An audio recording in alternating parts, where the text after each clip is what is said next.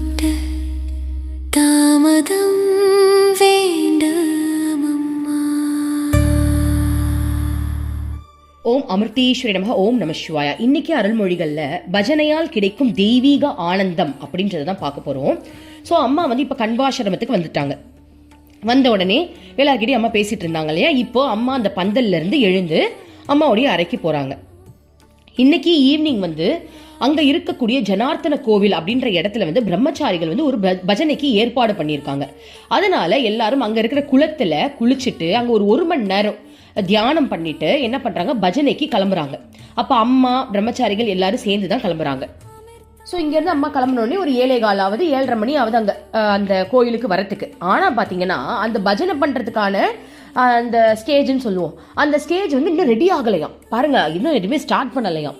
அப்போ என்ன பண்ணுறாங்க, அம்மா வந்து கார்லேயே ஒரு இடத்துல உட்காந்துக்கிட்டே இருக்காங்க. மற்றவங்களாம் கீழே போய் என்னடா இன்னும் ஏற்பாடு நடக்கலையா அப்படின்னு சொல்லிட்டு உள்ளே போகிறாங்க. ஸோ அங்கே வந்திருக்க பக்தர்கள் எல்லாருமே அந்த கோவிலுக்கு வருவாங்க இல்லையா, அவங்க எல்லாருமே வந்துட்டு இந்த இடத்துல ஏதோ ஒரு ஃபங்க்ஷன் நடக்குது, நடனம் இருக்கான், ஸோ டான்ஸ்லாம் இருக்கு, அந்த டான்ஸை பார்க்கறதுக்காக உற்சாகமாக வந்திருக்காங்க. ஸோ பஜனை ஒரு 2 மணி நேரம் இருக்குமா. அந்த 2 மணி நேரம் முடிஞ்சதுக்கு அப்புறம் நடன நிகழ்ச்சி இருக்கும். இதுதான் வந்து எல்லாருக்கும் இன்ஃபார்ம் பண்ணியிருக்கிறது. இப்போ பஜனையே இன்னும் ஸ்டார்ட் ஆகலை. அப்போ அந்த பஜனையை வந்து கொஞ்சம் டிலே ஆயிடுச்சு. அதுக்கப்புறம் அம்மா வந்து ஸ்டார்ட் பண்ணாங்க. பிரம்மச்சாரிகள் எல்லாம் பஜனையை ஸ்டார்ட் பண்ணிட்டாங்க. இப்போ என்ன ஆகுது அப்படின்னா, அந்த நடனம் ஆடக்கூடிய குழு இருக்காங்க இல்லையா, அவங்க என்னுடைய நேரம் வந்துருச்சு, இவங்க லேட்டாக தானே ஸ்டார்ட் பண்ணாங்க, நான் எதுக்கு டிலே பண்ணணும் அப்படின்னு சொல்லிட்டு ஸ்டேஜுக்கே வந்து பிரம்மச்சாரிகள் கிட்ட சண்டை போட ஆரம்பிச்சிட்டாங்க. என்ன நீங்கள் பாடு லேட்டாக வந்துட்டு எவ்வளோ நேரம் பஜனை பாடுவீங்க, எங்களோட நேரம் இது, இப்போ நாங்கள் நடனம் ஆடணும், பரவாயில்ல நீங்கள் எழுந்துக்கோங்க போதும் அப்படின்னு சொல்ல ஆரம்பிச்சிட்டாங்களாம். ஓகேவா. அப்போ பிரம்மச்சாரிகளுக்குலாம் என்னடா இப்படி சண்டை போடுறாங்களேன்னு ஒரு ஃபீல் வர டைம்ல என்னடா பண்றதுன்னு யோசிக்கிற நேரத்துல கீழே உட்காந்து கேட்டுக்கிட்டு இருக்க மக்கள் இருக்காங்க இல்லையா, அவங்க எந்த எண்ணத்தோட இங்க வந்திருந்தாங்க, டான்ஸ் ஆட போறாங்களோ அதை பாக்குறதுக்காக தானே வந்தாங்க. ஐயோ பஜனையா, சரி சீக்கிரமா பஜனையை முடிங்கப்பா, நாங்க சீக்கிரம் அந்த டான்ஸை பார்க்க தான் வந்தோம். அந்த மனநிலையில வந்த அந்த மக்கள் அந்த டான்ஸ் ஆடுறவங்களை பார்த்து எங்களுக்கு பஜனை தான் முக்கியம், நாங்கள் பஜனை தான் கேட்போம், எங்களால் வந்துட்டு நடனம்லாம் எங்களுக்கு தேவை கிடையாது, நீங்கள் போங்க, நீங்கள் ஆடலனாலும் பரவாயில்ல, எங்களுக்கு வந்து பஜனை தான் முக்கியம்னு சண்டை போடுறாங்களாம். அவங்க பேசின பேச்சுக்கு அந்த டான்ஸ் ஆடுறவங்களாம் பயந்துட்டு கீழே இறங்கிட்டாங்களாம். அப்போ பஜனைனா என்னன்னு தெரியாத வந்த மக்கள் கூட்டம் கூட அம்மா பாடின பஜனைக்கு மனம் உருகி அந்த அந்த ஆத்மா வந்து அந்த கீதத்துல லயித்து போய் கண்கள்ல கண்ணீரோட அவ்வளோ எமோஷனல் ஃபீலோட அதை கேட்டிருக்காங்க. அப்ப பஜனை எந்த அளவுக்கு நம்மளுடைய மனசு வந்து மாத்துது பாருங்க. ஸோ இந்த பஜனை முடிஞ்சதுக்கு அப்புறம் அம்மா வந்து கண்பாசிரமத்துக்கு ரிட்டர்ன் வந்துட்டாங்க. அப்ப வரும்போது அம்மா சொல்றாங்களாம், அந்த நடனமாடும் குழு மேல வரும்போது அம்மா வந்து ஒருவேளை நம்ம ரொம்ப நேரம் பஜனை பாடிட்டோம், பிரம்மச்சாரிகள் ரொம்ப நேரம் பாடிட்டாங்களோ அப்படின்னு எனக்கே கொஞ்சம் வந்து நான் நினைச்சேன். ஆனா திரும்ப எனக்குள்ளேருந்து ஒரு எண்ணம் வந்தது, இல்ல இல்ல அப்படி இருக்காது, பஜனை அப்படின்றது தன்னுடைய ஆத்மாவை ரிலீஸ் பண்றது தானே, ஓகேவா. அதாவது எந்த எண்ணத்துல இருந்தாலும் ஒரு பாடல் கேட்கும் போது தன்னை அறியாமையே அந்த மனம் அதில் இழுத்துக்கிட்டு போகுமா இல்லையா. நம்ம எவ்வளவு பாட்டு கேட்டிருப்போம், கரெக்ட் தானே, எவ்வளோ பாட்டு கேட்டு சில பாட்டெல்லாம் கேட்கும்போது நம்மள அறியாம அப்படி கண்ணு தண்ணி ஊத்தும். ஒரு எக்ஸாம்பிள் சொல்றேன் பாருங்களேன். இப்போ சில பேர் சொந்த பந்தங்களோட வாழ்ந்திருப்பாங்க, இது எங்க ஃபேமிலியில் நடந்த கதை தான். சொந்த பந்தங்களோட வாழ்ந்திருப்பாங்க, ஒரு ஸ்டேஜ்ல அவங்கள வேற வேற லொகேஷன்ல கல்யாணம் பண்ணிட்டு போயிட்டு செட்டில் ஆயிருப்பாங்க. அவங்க ஞாபகமே இவங்களுக்கு இருக்காது. திடீர்னு அந்த டைம்ல வந்து ஒரு பாட்டு சினிமா டிவியில வந்து ஒரு பாட்டு கேக்குது, அவரவர் வாழ்க்கையில் 1000 மாற்றங்கள், அந்த நினைவுகள் நெஞ்சினில் திரும்பிட திரும்பிட ஏக்கங்கள் அப்படின்னு அந்த பாட்டு கேட்ட உடனே எல்லாருக்குமே அவங்க வாழ்க்கையில நடந்த அந்த சம்பவங்கள் உடனே ஞாபகம் வருது, அப்படியே கண்கள்ல கண்ணீர் வருது. ஆமாவா இல்லையா? இது வந்து உலக வாழ்க்கையில வர்றவங்களுக்கு இந்த ஒரு அனுபவம். அப்படின்னா இறைவனுக்காக பாடக்கூடிய பாடல், இறைவா அனைத்தும் நீயே, நீ இல்லாம எனக்கு ஒண்ணுமே இல்லை அப்படின்னு இறைவனுக்காக. இப்ப நம்ம மனுஷங்களுக்காக அழுவுறது எல்லாமே எத்தனை வருஷங்கள் அவங்க நம்மளுக்கு தெரியும். இப்ப நம்மளுக்கு ஒரு 40 வயசு அப்படின்னா எத்தனை வருஷமா நம்மளோட கூட பிறந்தவங்க நம்மளுக்கு தெரியும், ஒரு 35 வருஷமா தெரியுமா, இல்ல 30 வருஷமா தெரியுமா. ஆனா அவங்களுக்கே நம்மளுக்கு இவ்வளவு சென்டிமெண்ட் ஃபீல் வருதே. நம்மள படைச்ச இறைவன் கோடான கோடி பிறவிகளை இறைவன் அடையறதுக்காக நம்ம என்னென்னமோ பண்ணி மறந்து போய் திரும்ப பூமிக்கு வந்து அவங்க அடையணுன்ற ஒரு விஷயத்துக்கு நம்ம உள்ள போய் வெளியே வரும்போது அந்த ஆத்மாக்கு தெரியும் இல்லையா அந்த நிலை. அப்ப அது எவ்வளோ உருகும், எவ்வளோ ஏங்கும். ஓகே, அப்போ அம்மாவுடைய பஜனை பாட்டு, அந்த இறைவனை நினைச்சு அம்மா பாடுற அந்த பாடல் வந்து தன்னை அறியாம எல்லா மனிதர்களையும் அதுக்குள்ள இழுத்துக்கிட்டு போகும் அம்மா நம்பினாங்களாம். பாருங்க, இதை வந்து சொல்றாங்க அம்மா, நான் அதை நம்பினேன், அதே மாதிரிதான் நடந்துச்சு அப்படின்னு. இதுல இன்னொரு ஒரு விஷயம் இருக்கு, அதை நம்ம ஷேர் பண்ணிக்கலாம். என்ன அப்படின்னா பாருங்க, அம்மாக்கு எல்லாமே தெரியும். அந்த அந்த நடன குழுவோட எண்ணத்துல என்ன ஓடுதுன்னு அம்மாக்கு தெரியும். அவங்க ஸ்டேஜ் ஏறும்போது அவங்க இப்ப வந்து கத்த போறாங்கன்னு அம்மாக்கு தெரியும்.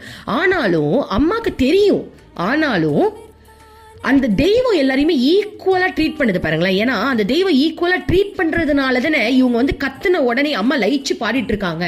அவங்க வந்து ஒரு மாதிரி கத்துன உடனே அம்மாக்கே ஒரு மாதிரி ஜர்க்காகுது ஒரு நிமிஷம். ஏன் இப்படி கத்துறாங்க? ஏன்னா அவங்க எல்லாருமே ஈக்குவலா நினைக்கிறாங்க, என்னுடைய குழந்தை, நான் பெத்த குழந்தை, எல்லாருமே என்னுடைய குழந்தை தான். ஆனா என்னை புரிஞ்சுக்காம என் குழந்தை வந்து இங்க கத்துதே. நமக்காக தான் நம்ம பாடுறோம், நம்மள வந்து அம்மா கூட்டிட்டு போறதுக்கு தானே பாடுறாங்க, ஆனா அதை புரிஞ்சுக்காம இவங்க வந்து கத்துறாங்களேன்னு அம்மா ஒரு நிமிஷம் அவங்க கலங்குறாங்க, ஒரு நிமிஷம் கவலைப்படுறாங்க, ஒரு ஜர்க்காவது அப்படின்னா அவங்களுக்கு இம்பார்ட்டன்ஸ் கொடுக்கறதுனால தானே ஜர்க்காவது. பாருங்க, இம்பார்ட்டன்ஸ் கொடுக்கலன்னா நீ யாரு, என்ன வந்து கத்திக்கிட்டு இருக்க, இப்படிதான் பாடுவோம், நான் கடவுள் தெரியுமா, எதுக்கு வந்தேன்னு தெரியுமா இந்த பூமிக்கு அப்படின்னு நான் சொல்றாங்க. அப்படி சொல்ல முடியுது அம்மாவால?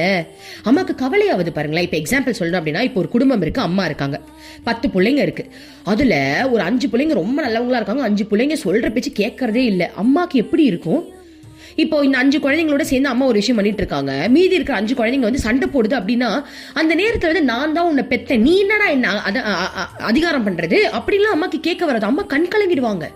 அந்த தாய் உள்ள என்ன பண்ணும் அப்படின்னா, ஒரு நிமிஷம் ஒரு மாதிரி ஃபீல் ஆயிடும், கவலை ஆயிடும். புரியுதா? சோ அந்த ஃபீல் தான் அம்மாக்கு வந்திருக்கு பாருங்க. ஏன்னா அவங்களுக்கு அப்போ நமக்கும் அவங்களுக்கு எந்த டிஃபரன்ஸுமே இல்லைன்ற அளவுக்கு அம்மா நினைக்கிறாங்க தானே, அதனாலதான் அம்மாக்கு அந்த ஃபீல் வருது. இல்லைன்னா வந்திருக்காதுல்ல, 3வது மனுஷங்கள தான் வந்திருக்குமா?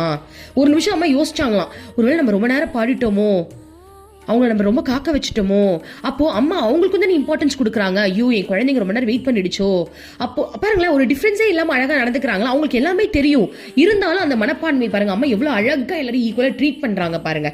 அதுக்கப்புறம் அம்மா நினைச்சுக்கிட்டாங்களாம், ஓகே நம்ம எல்லாரும் ஆத்ம அனுபூதி, அந்த நிலை, அந்த ஆத்மாவுடைய உணர்வை எடுக்கிறதுக்கு தானே இந்த பாடல்லாம் நம்ம பாடுறோம், அந்த உணர்வுல திளைக்கிறதுக்கு தானே பாடுறோம். இப்ப சாமி பாட்டு பத்தி பேசுனதுனால இப்போ பாருங்களேன், நான் இப்போ ஒரு சாமி பாட்டு பாடுறேன், பஜனை இல்லை, நார்மலாக சாமி பாட்டு பாடுறேன். இது பாடும்போது உங்களுக்கு என்ன ஃபீல் இருக்குன்னு அனுபவிங்களேன். ஓம் சிவோஹம் ஓம் சிவோஹம் ருத்ரநாமம் பஜேஹம் பஜேஹம் வீரபத்ராய அக்னிநேத்ராய கோர சௌஹாரகா சகலலோகாய சர்வபூதாய சத்ய சாட்சாத்கரா சம்போ சம்போ சங்கரா ஓம் சிவோஹம் ஓம் சிவோஹம் ருத்ரநாமம் பஜேஹம் பஜேஹம் அண்ட பிரம்மாண்ட கோட்டி அகில பரிபாலனா பூரணா ஜகத்காரணா சத்ய தேவ தேவ பிரியா வேத வேதார்த்த சாரா யக்ஞ யக்ஞோமயா நிஷ்சலா துஷ்ட நிகிரஹா சப்தலோக சாம்ராக்ஷனா சோம சூரிய அக்னிலோச்சனா ஸ்வேத ரிஷப வாகனா சூலபணி புஜன பூஷணா திரிபுர நாசனார்தனா யோமகேச மகாசேன சகன பஞ்சவஸ்த பரசு ஹஸ்த நமஹ ஓம் சிவோஹம் ஓம் சிவோஹம் ருத்ரநாமம் பஜேஹம் பஜேஹம். கிருஷ்ணா, அப்பா எப்படி இருக்குல்ல. இதான் அதெல்லாம் கேட்கும் போது நீங்க நினைக்கல என்ன சினிமா பாட்டு இல்ல, சாமி பாட்டு தான். நான்லாம் அம்மாவுக்கு சினிமா பாட்டு தான் பாடுவேன். ஆசிரமத்தில் உட்காந்து கலரியில உட்காந்துட்டு ஹெட்செட் போட்டுட்டு, அம்மா ஈவினிங் தானே அம்மா பார்க்க முடியும், அப்போ அவ்வளோ நேரம் நான் பக்தி பண்ணுவேன். என்ன பண்ணுவேன், சினிமா பாட்டா ஹெட்செட்ல யாருக்கும் கேட்காதால வெளில போட்டுட்டு, மருவத்தூரோம் சக்தி மகமாயி கருமாரி உறையூரு வெக்காளி உஜ்ஜயினி மாக்காளி கொல்லூரு மூகாம்பா கேதாரம் ஸ்ரீ கௌரி மாயவரம் அபயாம்பிகா மதுரை நகர் மீனாட்சி காஞ்சிபுரம் காமாட்சி காசி விசாலாட்சி திருக்கடவூர் அபிராமி சிதம்பரத்து சிவகாளி சுந்தேரி சாரதாம்பா திருவாரூர் கமலாம்பிகா. இந்த மாதிரி கேட்டு கேட்டு அழுக வரும் பாருங்க. என் தங்கமே அம்மா, என் தங்கமே என் தெய்வமே அப்படின்னு 2 பேரும் உருகி உருகி அழுது ஊத்தி, அப்படியே என்னோட விஷுவலைசேஷன் அம்மாவோட நானும் காளியும் நானும் சேர்ந்து டான்ஸ் ஆடுற மாதிரி, தீச்சட்டி ஏந்துற மாதிரி, அப்படி அங்க தீ மிதிக்கிற மாதிரி, பாம்பெல்லாம் என் உடம்புல சுத்திக்கிட்டு ஆடுற மாதிரி, இப்பெல்லாம் நினைப்ப பைத்தியக்காரத்தனமா. அப்படி நினைப்பேன். அன்னைக்கு ஈவினிங் என்னோட தர்ஷனம் இருக்கும் பாருங்க, ஸ்பெஷல் வேற லெவல்ல இருக்கும். அம்மா செம்மையா பேசுவாங்க. அதுலேருந்து நான் கற்றுக்கிட்டேன், அம்மாவை மடக்கிறதுக்கு இதான். நம்ம போய் பஜனையில் உட்காந்து நல்லா உருகி உருகி அம்மாவை ஃபீல் பண்ணிட்டோன்னா அம்மா வேற லெவலில் நம்ம கிட்ட பேசுகிறான்னு தெரிஞ்சுக்கிட்டு அதுலேருந்து இதான் பண்ணுவேன் நான். ஸோ அது மாதிரி நீங்களும் மெயின்டைன் பண்ணுங்க பாருங்க. அப்போ பஜனைக்கு எவ்வளோ ஒரு புனிதத்துவம் இருக்கு இல்லையா, நம்மளுடைய மனசை மாற்றக்கூடிய சக்தி இருக்கு. பஜனைக்கும் சினிமாவில் இருக்கிற பாடலுக்கும் டிஃபரன்ஸ் இருக்கு. என்ன அப்படின்னா, இப்ப சினிமாவில் சாமி பாட்டு வரது எல்லாமே தனக்கு தேவையை தீர்த்துக்கிற மாதிரி தான் வரும். எனக்கு ஒரு தேவை இருக்கு, அதை காப்பாத்தி கொடுங்கன்னு வரும். ஆனா பஜனையில எப்படி இருக்கும் பாடல்கள் வரிகள் அப்படின்னா, இறைவா எனக்கு நீ தான் வேணும், என்னை எடுத்துக்கோ, என்னை கண்டுபிடி அப்படின்னு ஒரு காதல் உணர்வோட இருக்கும். ஒரு தாய் அன்போட எனக்கும் இறைவனுக்கும் இருக்கக்கூடிய அந்த ரிலேஷன்ஷிப்பை வளர்க்கக்கூடியதா இருக்கும். ஆனா சினிமா பாட்டில் இருக்கிற சாமி பாடல்கள் எப்படி இருக்கும் அப்படின்னா, என் கணவனை காப்பாத்தி என் குழந்தைய காப்பாத்து எனக்கு தேவையானதை பூர்த்தி செய்கின்ற மாதிரி தான் இருக்கும். அதான் டிஃபரன்ஸ். பஜனைக்கு அவ்வளவு மகத்துவம் இருக்கு. ரீசன் என்னன்னா, நமக்குள்ள இருக்கிற ஃபீலிங்ஸை, எனக்கும் இறைவனுக்கும் உள்ள இருக்கக்கூடிய அந்த ஃபீலிங்ஸை அதிகரிக்கிறது பஜனை தான். அதனாலதான் நான் எப்பவுமே சினிமா பாட்டையே அம்மா கிட்ட உட்காந்து கேட்டாலும் அதுல இருக்கிற சில லைன்ஸ் எல்லாம் நான் எடுத்துக்க மாட்டேன். என்ன லைன்ஸ்னா, அம்மாக்காக அந்த பாட்டை நான் அப்படியே கொஞ்சம் மாற்றி பாடுவேன். எப்படி தெரியுமா, ஒரு தாலி வரம் கேட்டு வந்தேன் தாயம்மா, கண் திறந்து பாரம்மா, வேறு துணை யாரம்மா. அதில் ஒரு லைன் வரும் தெரியுமா, எனக்கு என் கணவன் வேணும், அதுக்கு நான் கிருஷ்ணான்னு போட்டுருவேன். வீட்டில் கூட அந்த மாதிரி அடிக்கடி பாடுவேன். ஸோ அதுதான் உலக வாழ்க்கைக்கும் இறைவனுக்கும் இல்லை ஒரு டிஃப்ரென்ஸ். ஸோ பஜனைன்றது ரொம்ப மகத்துவமானது. ஓகே, இப்போ அம்மா கன்வாஷரம் வந்துட்டாங்க இல்லையா, வந்ததுக்கு அப்புறம் இதெல்லாம் பேசிட்டு அம்மா ரூமுக்கு போறாங்க. நடுராத்திரி ஆயிடுச்சான்.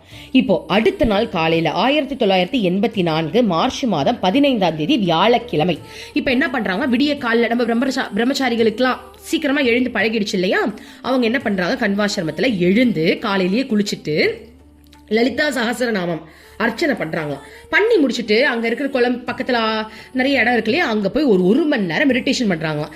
இப்ப அம்மா என்ன பண்றாங்களா, காலையில அங்க வராங்களாம்.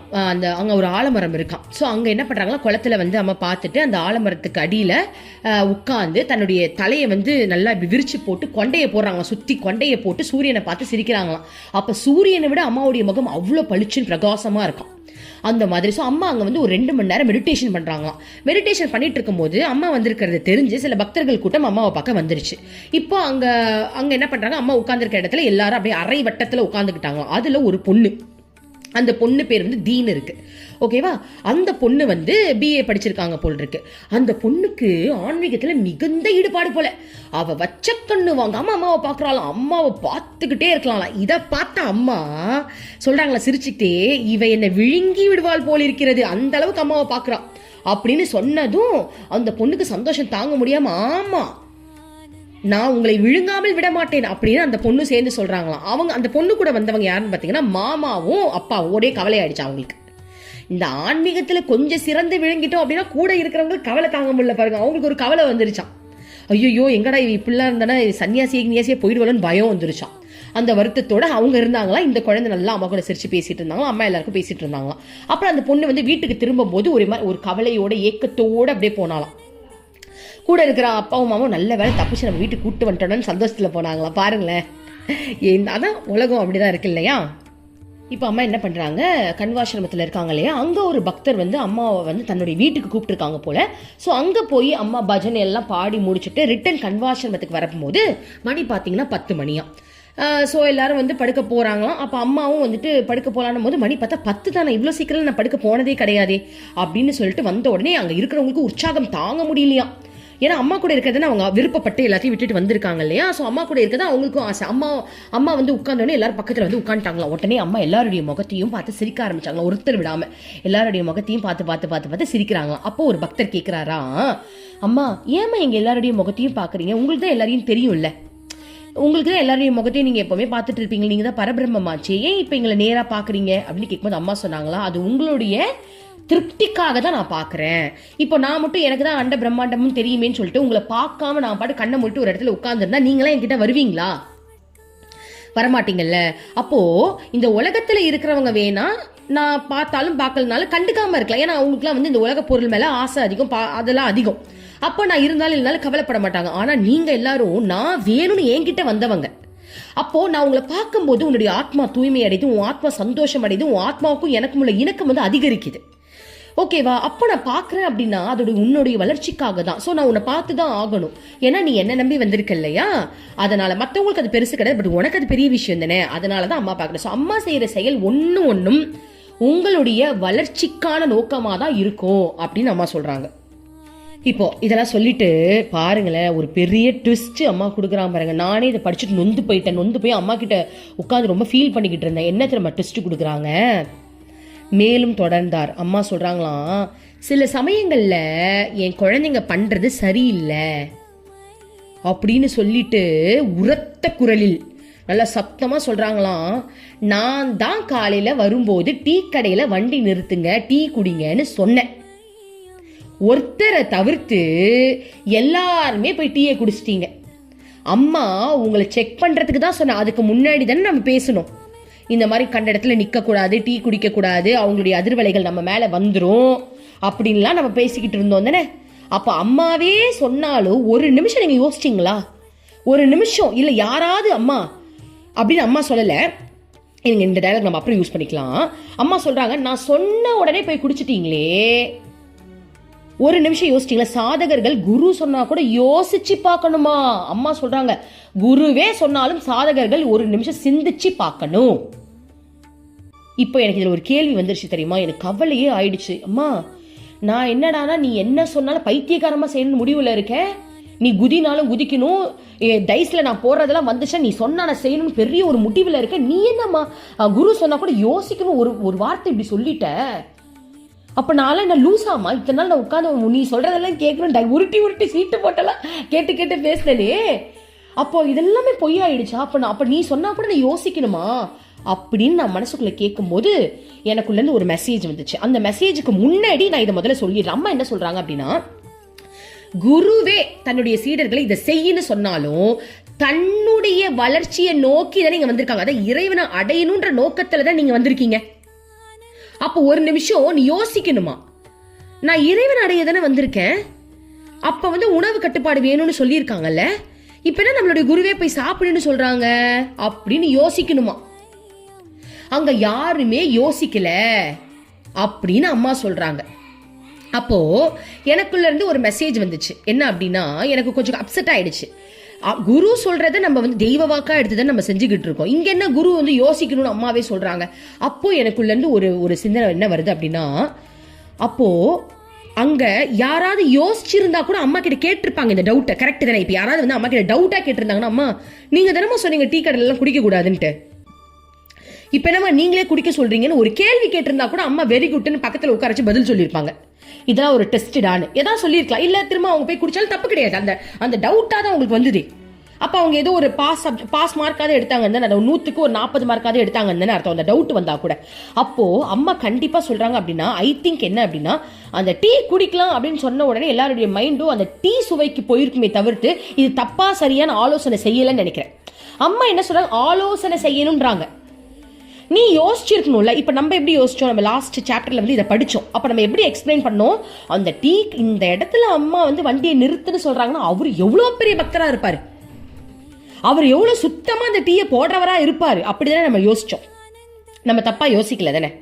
அப்போ அட்லீஸ்ட் நம்மளுடைய சிந்தனை இறைவனுக்கு ரிலேட்டடா தானே இருந்தது. அப்போ குரு நீ என்ன சொன்னாலும் என்னுடைய வேத வாக்கு, நீ என்ன சொன்னாலும் நான் கேட்பேன் அப்படின்னு இருக்கிறவங்களுக்கு இது செட் ஆகுமா அப்படின்னு எனக்குள்ள திரும்ப ஒரு கேள்வி வரும்போது எனக்கு ஒரு மெசேஜ் என்ன வந்ததுன்னா, அம்மா பாருங்க உணவு கட்டுப்பாடு இருக்கணும்லாம் சொல்லிட்டு அம்மா தவத்துல இருக்கும்போது பசியில இருக்கும்போது கடலுக்குள்ள இருந்து ஒரு மீன் அம்மாவோட மடியில குதிச்சுச்சான்.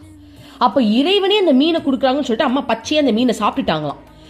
அப்ப அந்த மெசேஜ் எனக்கு வருது. அப்போ நம்பிக்கை, அம்மாவோட நம்பிக்கை பாருங்க, இறைவன் தான் எனக்கு கொடுக்குறாருன்ற அந்த நம்பிக்கையில அம்மா எதனாலும் செஞ்சாங்க பாருங்க. அந்த மாதிரி மேபி குருவே என்னுடைய உயிர், குருவே என்னுடைய உலக குரு, நீ போய் இந்த தண்டவாளத்துல போய் தலைய வையினா கூட நான் போய் வைப்பேன்னு அந்த சீரியஸ் நிலைமையில இருக்கிறவங்களுக்கு குருவே ஓப்பனா சொல்லிடுவாங்க, நீ பண்ணதை நான் சும்மா சொன்னேன் அப்படின்னு ஓப்பனா சொல்லிடுவாங்க. பட் இங்க அம்மா டெஸ்ட் வச்சிருக்காங்க. அப்போ உடனே நீங்க எல்லாரும் நினைச்சிடக்கூடாது, ஓ அப்ப குரு சொன்னா கூட நம்ம கேட்கணும் அவசியம் இல்லையா அப்படின்னு சொல்லிட்டு கண்ட விஷயத்துக்குலாம் குரு சும்மா சொல்லியிருப்பாங்க, என் விருப்பத்தை நான் செஞ்சுக்க நம்ம செஞ்சிடக்கூடாது. அதுக்காக தான் இப்போ இவ்வளவு எக்ஸ்பிளனேஷன் நம்ம கொடுக்குறோம். ஓகேவா? ஏன்னா எனக்கே அதை தாட் வந்தது, ஓ அப்ப நீங்க சொல்றது சம்டைம்ஸ் டெஸ்டா கூட இருக்கலாமா அப்படின்னு. இப்ப நம்ம போய் அம்மா கிட்ட ஒரு விஷயம் கேட்கிறோம், நம்மளுக்கு பிடிச்ச மாதிரி. அதுக்கு அம்மா வந்து வேணான்னு சொல்லிடுறாங்க. உடனே நம்ம என்ன நினைக்கிறோம், நீங்க தானே சொன்னீங்க ஆலோசனை பண்ணி செய்யின்ட்டு, நீங்க வேணான்னு சொன்னா கூட நான் ஆலோசனை பண்ண வரைக்கும் எனக்கு இது சரின்னு என்று தோன்றுகிறது, அதனால் இதனை செய்தே தீர வேண்டும் அப்படின்னு நான் போய் செஞ்சுட்டேன் அப்படின்னா அது நமக்கு தான் ஆபத்து. ஸோ சாதகர்களுக்கு தான் அம்மா இந்த கான்செப்ட் சொல்லியிருக்காங்க. அப்போ ஒரு கெஸ் என்ன அப்படின்னா, டீ குடின்னு சொன்ன உடனே எல்லாருக்கும் அந்த தாகத்து மேலையும் அந்த டீயோட டேஸ்ட் மேலையும் விருப்பம் போயிருக்குமே தவிர்த்து அம்மா ஏன் இப்படி சொல்றாங்கன்னு ஒருத்தராவது வந்து கேட்டாங்களா? இல்லையா? அப்ப அதுல அவங்க மிஸ்டேக் பண்ணிட்டாங்க அப்படி நம்ம எடுத்துக்கலாம். கரெக்ட் தானே? இப்ப அம்மா கிட்டயே வந்து கேட்டிருந்தா கூட அவங்க ஜஸ்ட் பாஸ் ஆயிட்டாங்கன்னு அர்த்தம். இல்ல ஒரு சந்தேகத்திலேயே குடிச்சிருந்தா கூட அவங்க ஜஸ்ட் பாஸ் ஆயிருக்காங்க, ஏன்னா அட்லீஸ்ட் யோசிக்கிறாங்களே அதை பத்தி. கரெக்ட் தானே? அப்ப அந்த சிந்தனையே இல்லாம அந்த மயக்கத்துல குடிச்சவங்களுக்கு தானே அம்மாவுக்கு அந்த கோவம் வருது. இல்லைன்னா அம்மா சொல்லியிருப்பாங்கல்ல, பரவாயில்ல 2-3 பேராவது யோசிச்சிங்க, ஏன்னா அம்மா குடிக்க சொல்லிட்டாங்க, வேற வழி இல்லை, நம்ம குடிப்போன்னு ஒரு பதட்டத்திலேயாவது நீங்க குடிச்சிங்க, அதனா கூட ஒரு ஜஸ்ட் பாஸ் தானே. ஓகேவா? அப்போ இதுல வந்து நம்மளுக்கு என்ன ஒரு டிஃப்ரெண்ட் அப்படின்னா, அம்மா சொல்றதுல அம்மா சொல்றாங்க நான் சில விஷயங்கள், அதாவது இறைவனை நோக்கி பயணம் செய்யறதுக்கு நீ உறுதியா இருக்கும்போது குருவே சொன்னாலும் நீ ஆராய்ச்சி பண்ணணும்னு சொல்றாங்க. இப்போ இன்னொரு எக்ஸாம்பிள் எடுத்துக்கலாம். யோகானந்தர் எடுத்துப்போம். யோகானந்தர் தன்னுடைய குரு சொல்றதெல்லாம் கேட்கணும்னு ஒத்த காலில் இருந்தார் தான், இல்லைன்னு சொல்ல இருக்கலாம். ஆனா சம்டைம்ஸ் யோசிப்பாரு, பட் அவர் குரு சொல்றதெல்லாம் கேட்டாரு தான். குரு தான் படின்னு சொன்னார், போய் படிச்சாரு. ஆனா அவர் குரு கிட்ட முன்னாடியே ப்ராமிஸ் வாங்கினார். என்ன தெரியுமா? குருவே, நீங்க சொல்றதெல்லாம் நான் கேட்பேன் தான், ஆனா தெரியாம வந்து எனக்கு கடவுளை நோக்கி பயணம் செய்யாத, இப்போதைக்கு கொஞ்சம் ரெஸ்ட் எடுங்கன்னு சொல்லிட போறீங்க, அதெல்லாம் என்னால் முடியவே முடியாதுன்னு சொல்லிட்டு சத்தியம் வாங்கினாராம். கடவுளை என் கையில எனக்கு காட்டி கொடுப்பேன், நீங்க சொல்லி எனக்கு சத்தியம் பண்ணுங்க, அப்பதான் நீங்க சொல்றதெல்லாம் கேட்பேன்னு முடிவெடுத்தாராம். சோ அவருடைய குருவும் சந்தோஷத்தோட யோகானந்தருக்கு சத்தியம் பண்ணாராம், உன் குருவை உன்னுடைய கடவுளை உன்கிட்ட கொண்டு வந்து சேர்க்கறது என்னுடைய பொறுப்புன்னு சத்தியம் பண்ணாராம். கரெக்ட் தானே? இப்ப என் அம்மாவே, அமிர்தேஸ்வரி அம்மாவே, நீ கொஞ்ச நாளைக்கு கிருஷ்ணனை நினைக்காத அப்படின்னு சொன்னா நான் என்ன ஆவேன்? என்னால முடியவே முடியாது. நீ எப்படி அந்த வார்த்தையை சொன்ன? என்னால முடியாது. நான் நினைப்பேன், என்னால் எப்படி நினைக்காம இருக்க முடியும்?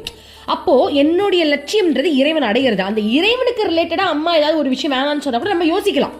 அதுதான் அம்மா சொல்றாங்க, ஓ லட்சியத்துக்கு தடையான ஒரு விஷயம் சொல்றேன் அப்படின்னாலும் நீ யோசிக்கணும். ஓகேவா? அப்போ லட்சியத்து மேல அதிகமான ஈர்ப்பு இருக்கும்போது குரு ஒரு விஷயம் சொல்லும் போது நம்மளுடைய மைண்ட் குழம்ப ஆரம்பிச்சிடும். ஏன் இப்படி சொன்னீங்க நம்மளே போய் கேட்க ஆரம்பிச்சிருவோம். சோ அம்மா என்ன சொல்றாங்க, லட்சியத்தை நோக்கி உன்னுடைய மைண்ட் இருக்கணும், நான் டெஸ்ட் வைப்பேன்னு சொல்றாங்க. அப்போ லட்சியத்தை நோக்கி ஒரு விஷயம் இருக்கும்போது அம்மா அதுக்கு ஆப்போசிட்டா ஒரு விஷயம் சொல்றாங்க அப்படின்னா அதை பத்தி யோசிங்க. ஆனா லட்சியமே இல்லாத விஷயத்தை பத்தி அம்மா ஒரு விஷயம் சொல்றாங்க அப்படின்னா குரு நல்லதுக்கு தான் சொல்றாங்க. இப்போ சில விஷயங்கள் லட்சியமே இருக்காது. இப்போ இறைவன் அடையிறது தான் ஒரிஜினல் லட்சியம். ஆனா அதை அம்மா கிட்ட கேட்கறத விட்டுட்டு, அம்மா நான் ஒரு வீடு கட்ட போறேம்மா, எனக்கு இந்த வீடு தப்புலாம் கிடையாது, அதெல்லாம் தப்பு கிடையாது, பட் அதை பத்தி நம்ம ஒரு விஷயம் கேட்கணும்னு வச்சுப்போம். அம்மா அதுக்கு ஒரு விஷயம் சொல்றாங்க அப்படின்னா நம்மளுடைய நல்லதுக்கு தான். அதுல போய் அம்மா என்னத்தை டெஸ்ட் வைக்க போறாங்க? அதுல டெஸ்ட் வைக்கணும்னு அவசியமே கிடையாது அம்மாக்கு. ஏன்னா கேட்கறதே வந்து உன்னுடைய ஆசையை தீர்த்துட்டு வெளில வரதுக்கு தான் நீ கேட்கற. இதுல நான் என்ன டெஸ்ட் வைக்க முடியும்? அப்போ கடவுள் ரிலேட்டடான லட்சிய பயணத்துல தான் அம்மா டெஸ்ட் வைக்கிறாங்க. அப்ப அம்மா என்ன சொல்றாங்க அப்படின்னா, கடவுளை அடையணும்ன்றது குருவை விட உனக்கு வந்து அதிகமான ஆர்வம் வந்து கடவுள் மேல, கடவுள் அடையணும்ன்றதுல விருப்பமா இருக்கணும்னு தானே சொல்ல வராங்க. கரெக்ட் தானே? குருவே சொன்னாலும் என்னுடைய லட்சியத்தை தாண்டி நான் வரமாட்டேன்னு உறுதியா இருக்குன்றாங்க. அப்ப கடவுளை நீ உறுதியா பிடிக்கணும்ன்றாங்க. அப்ப இதென்ன சொல்ல வராங்க அம்மா? கரெக்ட் தானே? ஆனா இது வந்து இந்த டைம்ல அம்மா சொன்ன கருத்து. ஆனா அதுக்கப்புறம் இதை பத்தி யாராவது கேள்வி கேட்கான்னு பார்த்தா ஒரு கேள்வி அதை பத்தி கேட்கவே இல்லை. நானாதான் இப்ப அம்மாட்ட கேட்கணும், அம்மா அப்ப நான் டெய்லி டைஸ் போட்டு ஒரு உப்பு போடனா கூட டைஸ் போடுறேன், அதுல சம்டைம்ஸ் உப்பு போட்டு இன்னொரு உப்பு போடனா கூட நான் போட்டிருக்கேன், ஒரு துளியாவது போட்டுருவேன். ஏன்னா குரு சொல்றதை தட்டாம செய்யணும், நான் அது ஒரு பிராக்டிஸா எடுத்துக்கிட்டு இருக்கேன். குரு சொல்றதை நான் தட்டாம செய்யணும்ன்றதே ஒரு பிராக்டிஸா வச்சிருக்கேன். இப்ப போய் நீ இப்படி சொல்றியே அப்படின்னு யோசிக்கும் போது அம்மா சொல்றாங்க, அனைத்தும் உன்னுடைய வளர்ச்சிக்கு தான். இங்க பாரு, குரு சொல்றதை நான் தட்டாம செய்வேன் முடிவெடுக்கிறது கூட ஆக்சுவலி ரொம்ப நல்லதுதான். ஏன்னா குரு கிட்ட நம்ம சமர்ப்பணம் செய்யறோம் இல்லையா, நல்லது. ஆனா அந்த குருவே நீ கிருஷ்ணாவை விட்டுட்டு வெளில வேணா உன்னால வர முடியுமா? நான் முடியவே முடியும், வாய்ப்பே கிடையாது. உப்பு போடனா கூட நான் போட்டுருவேன், ஏன்னா அது ஒரு பெரிய விஷயம் கிடையாது, அதனால ஒரு பெரிய ஆபத்துல ஒன்றும் கிடையாது. ஆனா கிருஷ்ணா விட்டுட்டு வேணா விட முடியுமா? முடியவே முடியாது. அப்போ நம்ம குரு நம்மளுடைய ஒவ்வொரு விஷயமும் நம்மள அடுத்த நிலைக்கு கொண்டு போறதுக்காக தான் இருக்குமே தவிர்த்து நம்மளை இறக்கிறதுக்காக இல்லை. அப்படி சில விஷயங்கள் குரு சொல்லி நம்ம தவறா செஞ்சாலும் நம்மளை திரும்ப தூக்கிட்டு வந்து அணைக்கிறதுக்கு அவங்க அணைச்சிருவாங்கன்னு சொல்ல வரேன். நம்ம பயப்பட வேண்டாம். இப்ப இதை நினைச்சு யாரும் ரொம்ப கவலையோ வருத்தமோ ஐயோ இப்படியா அப்படின்னு நினைக்கவே வேண்டாம். நீங்க எந்த மனநிலையில இருக்கீங்களோ அதுக்கு ஏத்த மாதிரி அம்மா உங்களை கைட் பண்ணிடுவாங்க. ஸோ குழம்பிக்க வேண்டாம். ஏன்னா புத்தகங்கள்ல சில விஷயங்கள் நம்ம படிக்கும்போது கொஞ்சம் டிஃப்ரெண்டா இருக்கிற மாதிரி இருக்கலாம். நடைமுறையில் நம்ம அம்மா கூட இருக்கிற ரிலேஷன்ஷிப் கொஞ்சம் டிஃப்ரெண்டா இருக்கலாம். கரெக்ட் தானே? இப்போ நான்வெஜ் சாப்பிடக்கூடாதுன்னு சொல்லுவாங்க. ஆனா சில பேர் அம்மாவை கட்டி பிடிக்கும்போது நானே பார்த்துருக்கேன், மட்டன் சூப் குடின்னு சொல்லியிருக்காங்க, எலும்புக்கு நல்லதுன்ட்டு. ஸோ அந்த மாதிரி நிறைய டிஃப்ரென்சஸ் இருக்கு. அதனால ரொம்ப குழப்பிக்க வேண்டாம். ஒன்னே ஒண்ணுதான், நம்மளுடைய குருவை டைட்டா பிடிச்சிக்கணும். அவங்க கிட்ட நம்ம எல்லா கேள்வி வேணாலும் கேட்கலாம். ஏமா நீ தானே இப்போ வந்து பேசக்கூடாது சாப்பிடக்கூடாதுன்னு சொன்ன, இப்போ நான் வந்து டீ குடிக்க சொல்றேன் அப்படின்னு நம்ம அம்மாட்டே கேட்கலாம். தப்பு கிடையாது. நம்ம சந்தேகங்களை அப்படி உடனே உடனே உடனே உடனே நம்ம கேட்கணும். கேட்காம அந்த ஆசையில போனாதான் அம்மாக்கு நம்மளுடைய உணர்வு தெரியும் இல்லையா? டீ குடின்னு ஒரு வார்த்தை சொன்ன, எவனுக்காவது சந்தேகம் வந்துச்சா? இவ்வளோ நேரம் நான் இவ்வளோ பாடத்தை நடத்துனேனே, யாருக்காவது இந்த டீயை பத்தி அம்மா கிட்ட டவுட் கேட்கணும்னு தோணுச்சா? எல்லாரும் போய் டீயை குடிச்சாங்க, அந்த கவலை கூட அம்மாவுக்கு இருந்திருக்கலாம். கரெக்ட் தானே? ஸோ இதை நம்ம அப்படியே நம்ம படிச்சதை அப்படியே எடுத்துக்கூட உள்ள ஆராய்ச்சி பண்ணி எடுத்துக்கணும். அப்பதான் நம்ம குழப்பம் இல்லாம தப்பிக்க முடியும். கரெக்ட் தானே? ஸோ இப்போ வந்து நம்ம அம்மா கிட்ட, அம்மா நீங்க தானம்மா இந்த மாதிரி சொன்னீங்க சாப்பாடுலாம் வந்து கட்டுப்பாடா இருக்கணும், அப்படி திடீர்னு நீங்களே வந்து டீ குடிக்க சொல்றீங்க, இப்போ தானமா சொன்னீங்க டீ கடையில் வந்து டீ குடிக்க கூடாதுல, கிளாஸ் எடுத்துட்டு வந்து நிறுத்துறீங்களே ஏமான்னு டவுட் கேட்டிருந்தா கூட அம்மா நம்மளை கட்டி பிடிச்சி, என் தங்கமே நீயாவது கேட்டியேன்னு சந்தோஷப்பட்டு இருப்பாங்க. அப்போ அவங்களுடைய எண்ணம் டீல போயிடுச்சு. அதனால தான் அம்மாக்கு வருத்தம் ஆயிடுச்சு போல் இருக்கு. ஓகேவா? ஸோ முடிஞ்ச அளவுக்கு நம்ம வந்து இதில் வந்து எக்ஸ்பிளைன் பண்ணியிருக்கோம். உங்களுக்கு சில விஷயங்கள் இதில் கருத்துக்கள் வரலாம். என்ன வந்தது அப்படின்றத நீங்கள் கமெண்ட்ல போடுங்க. அப்போ ஒரு பக்தர் வந்து டவுட் கேட்கிறாரு. என்ன கேட்கிறாரு அப்படின்னா, ஏமா நீங்க உணவு விஷயத்துல இவ்வளோ கட்டுப்பாடா இருக்குன்னு சொல்றீங்க அப்படின்னு கேட்கும்போது அம்மா சொல்றாங்க, இந்த உடல் எப்படி வளருது? உணவால தானே வளருது. அப்போ உணவு தான் இந்த உடலையே வளர்க்குது அப்படின்னா, இந்த உடல் நான் என்ற தன்மையில இருந்து வெளில வரணும் அப்படின்னா அந்த உணவுல கட்டுப்பாடு வேணுமா வேணாமா? வேணும் இல்லையா? அதனாலதான் அம்மா வந்து அவ்வளவு இம்பார்ட்டன்ஸ் கொடுக்குற உணவை வந்து பார்த்து சாப்பிடணும் அப்படின்னு சொல்றாங்க. ஸோ அம்மா என்ன சொல்றாங்க அப்படின்னா, இப்போ பகுத்தறிவாளர்கள் இருக்காங்க இல்லையா, அவங்க, அப்புறம் சில விஞ்ஞானிகள், அப்புறம் இறைவன் மேல நம்பிக்கை இல்லாதவங்கலாம் இந்த விஷயத்த வந்து எடுத்துக்க மாட்டாங்களாம். உணவு கட்டுப்பாடு வேணும்னு சொன்னா ஒத்துக்கவே மாட்டாங்களாம். அவங்க என்ன வேணாலும் சொல்லுவாங்களாம், சில விமர்சனங்கள்லாம் பண்ணுவாங்களாம். ஆனா உண்மை என்ன அப்படின்னா, நம்ம எல்லாத்தையும் அறிந்து ஆராய்ச்சி செய்து பண்ணணும்னு சொல்றாங்க. அவங்களாம் வந்து மனதாலையும் உடம்பாலையும் பாதிக்கப்பட்டு இருக்கிறவங்க, பாதிப்புல இருக்கிறவங்க சொல்றதை நம்ம எப்படி கேட்க முடியும்? இப்போ உடல் கட்டுப்பாடு உணவு கட்டுப்பாடுல இருக்கிறவங்களுக்கு வியாதியெல்லாம் வரவே வராது. பார்த்திருக்கீங்களா? வியாதின்றது அவங்களுக்கு இருக்கவே இருக்காது. ஆனா இந்த உலக வாழ்க்கையில இருக்கிறவங்க இருக்காங்களா, அவங்களுக்கு வந்து சுகரு, இந்த மாதிரி நிறைய வியாதிகள்லாம் இருக்கு. அப்போ அந்த மாதிரி உடல்ல மெயின்டைன் பண்ணாம வியாதி வரக்கூடியவங்க சொல்றதை கேட்டு நம்ம ஏன் வந்து பயப்படணும்? ஸோ அதனால நம்ம வந்து கரெக்டா நடந்துக்கணும். உணவு நம்மளுக்கு வந்து கட்டுப்பாடு ரொம்பவே அவசியம் தான். மகான்கள் என்ன சொல்றாங்களோ அதை நம்ம கேட்கணும். ஸோ சுற்றி இருக்கிற மனுஷங்க சொல்றதை கேட்டுட்டு நம்ம வந்து குழப்பிக்க கூடாதுன்னு அம்மா சொல்றாங்க. ஸோ இதெல்லாம் பேசி முடிக்கிறதுக்கு அம்மாவுக்கு வந்து 11:30 மணி ஆயிடுச்சான். அம்மா கைகளை குவித்து வணங்கியபடி, அம்மா எல்லா குழந்தைகளையும் திட்டியதற்கு மன்னிப்பு கேட்கின்றேன். குழந்தைகள் அனைவரும் என்னிலிருந்து வேறானவர்கள் அல்ல என்று நினைக்கின்றேன். அதனால்தான் இப்படி பேசினேன். குழந்தைகளே, வருந்த வேண்டாம், இது உங்களுடைய சொந்த நன்மைக்காக தான் என்று சொல்லிவிட்டு எழுந்து தன்னுடைய அறைக்கு சென்றார். எல்லோரும் அவரவர் நின்ற இடத்தில் இருந்தபடியே வணங்கிவிட்டு தங்கள் குடிசைக்கு சென்றனர் அப்படின்னு இதை முடிக்கிறாங்க. இப்போ நாளைக்கு 1984 மார்ச் மாதம் 16ஆம் தேதி வெள்ளிக்கிழமை என்ன நடக்குது நாளைக்கு சாப்டர்ல பார்க்குறோம். ஓகேவா? ஸோ இப்போ நிறைய விஷயங்கள் நம்ம பார்த்துட்டோம். ஓம் அமிர்தேஷ நமः. ஓம் நமः சிவாய. Thank you everyone. மனமே உனக்கு சொந்தம், ஒருவரும் இல்லை என்ற உண்மையை ஒரு நாளும் நீ மறந்திடாதே.